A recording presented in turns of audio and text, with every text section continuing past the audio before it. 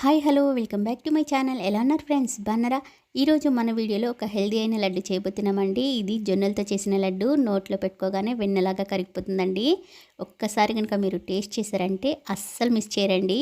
ఇది ఆరోగ్యానికి చాలా మంచిదండి. మరి ఇంకెందుకు ఆలస్యం, వీడియోలోకి వెళ్ళిపోదామా? అంతకంటే ముందు మన ఛానల్ ఎవరైనా ఫస్ట్ టైం చూస్తుంటే సబ్స్క్రైబ్ చేయండి, బెల్ ఐకాన్ని క్లిక్ చేయండి, అలానే ఒక లైక్ అండి ఫ్రెండ్స్. ఈ లడ్డు కోసం ముందుగా స్టవ్ పైన ప్యాన్ పెట్టుకొని ఒక కప్పు జొన్నలు వేసుకోవాలండి. జొన్నల్ని బాగా ఫ్రై చేసుకోవాలి.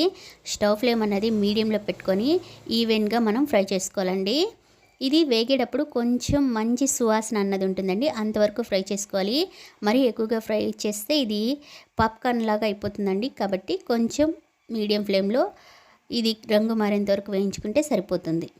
మీకే తేడా అన్నది తెలిసిపోతుందండి. అంతవరకు వేయించుకుంటే చాలు. చూసారు కదా, కొంచెం కొంచెంగా రంగు మారుతుంది. ఇలా వేగితే చాలండి. దీన్ని కాసేపు పక్కకు పెట్టుకోవాలి. ఇది పూర్తిగా చల్లగా అయిన తర్వాత మనము మిక్సీ పట్టుకోవాలండి. ఫైన్గా పౌడర్ లాగా పట్టుకోవాలి. నేను తక్కువ క్వాంటిటీలో చేస్తున్నాను కాబట్టి మిక్సీ పడుతున్నానండి. మీరు కాస్త ఎక్కువ క్వాంటిటీలో చేసుకునేది అయితే మిల్లులో కూడా పట్టించుకోవచ్చండి. ఇదైతే పూర్తిగా చల్లగా అయిపోయింది. ఇప్పుడు మిక్సీ జార్లో వేసుకొని ఇది ఫైన్గా పౌడర్ చేసుకోవాలి. మిక్సీ జారు కొంచెం కూడా తడి అన్నది ఉండకుండా చూసుకోండి ఫ్రెండ్స్. జొన్నల్ని మిక్సీ పట్టడం వల్ల ఈ లడ్డు అన్నది కాస్త బరకగా ఉంటుందండి. అంటే రవ్వ లడ్డు ఉంటుంది కదా, అలా ఉంటుంది. కానీ టేస్ట్ అయితే చాలా బాగుంటుందండి. అస్సలు మిస్ చేయకండి. ఇది ఆరోగ్యానికి చాలా మంచిదండి. ఇప్పుడు స్టవ్ పైన ప్యాన్ పెట్టుకోవాలి. ప్యాన్ వేడైన తర్వాత నెయ్యి వేసుకోవాలండి. ఈ లడ్డు అన్నది మనం నెయ్యితోనే చేస్తున్నాం కాబట్టి చాలా హెల్దీ అండి. నెయ్యి వేడైన తర్వాత సన్నగా కట్ చేసుకున్న బాదం, జీడిపప్పు, పిస్తా మీకు ఎంత ఇష్టమైతే అంత ఎక్కువ క్వాంటిటీలో వేసుకోవచ్చండి. ఇది లడ్డులో అక్కడక్కడ క్రంచీగా దొరుకుతుంటే భలే ఉంటుంది. ఇది గోల్డెన్ బ్రౌన్ కలర్ వచ్చేంత వరకు ఫ్రై చేసుకొని పక్కకు తీసి పెట్టుకోవాలి.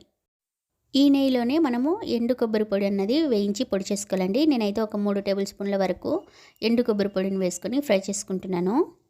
నెయ్యిలో కొబ్బరి పొడి వేయించడం వల్ల ఈ కొబ్బరి పొడి అన్నది చాలా బాగుంటుందండి. చూసారు కదా, కొబ్బరి అన్నది వేగిపోయింది. దీన్ని కాసేపు పక్కకు పెట్టుకోవాలండి. నేను ఇదే ప్యాన్లోకి మనం మిక్సీ పట్టాం కదా జొన్నపిండి, అది వేసుకుంటున్నాను. నేను 1 కప్పు జొన్నపిండికి 1 కప్పు బెల్లం వేసుకుంటున్నానండి. మీరు స్వీట్ ఎక్కువ తినాలనుకుంటే బెల్లం క్వాంటిటీ అన్నది ఎక్కువ చేసుకోవచ్చు. అలానే ఒక 1/2 టేబుల్ స్పూన్ ఇలాచీ పౌడర్, ముందుగా వేయించుకున్నాం కదా బాదం, జీడిపప్పు, పిస్తా, వాటిని వేసుకుని బాగా కలుపుకోవాలండి. బెల్లంని మనం ముందుగానే తురిమన పెట్టుకోవాలి, లేదంటే మిక్సీలో మనం పొడి చేసైనా వేసుకోవాలండి. ఈ జొన్నపిండిలో బెల్లం అన్నది బాగా కలిసిపోవాలి. తర్వాత గోరువెచ్చని నెయ్యి వేసుకొని మనం లడ్డు అన్నది చుట్టుకోవాలండి. ఈ జొన్న లడ్డులు చాలా బాగుంటాయండి నెయ్యితో చేయడం వల్ల. అందులోనూ బెల్లం వేస్తాం కదా, భలే ఉంటుందండి. లడ్డు చుట్టేటప్పుడు నెయ్యి మొత్తం ఒకేసారి వేయకుండా కొంచెం కొంచెంగా వేసుకుంటూ మనం లడ్డు అన్నది చుట్టుకోవాలండి.